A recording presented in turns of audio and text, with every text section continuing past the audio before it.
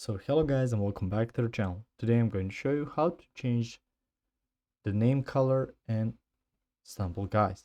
So the first thing you want to do is go to stumbleguys.com, click the play button. It will take you to this page right here. From here you can just go either to your profile progress, or you can go to settings.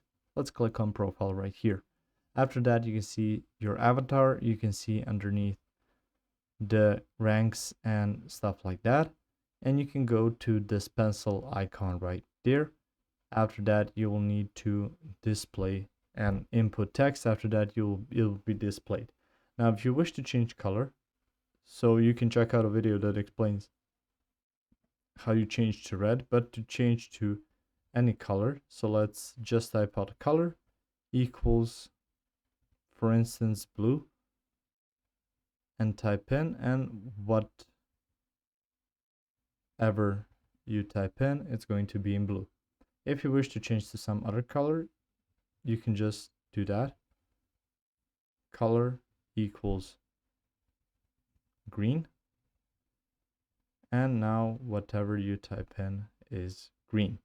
Now there's a limited options of this. Not every color is available, but you can just experiment and do that over again to find some colors which are available.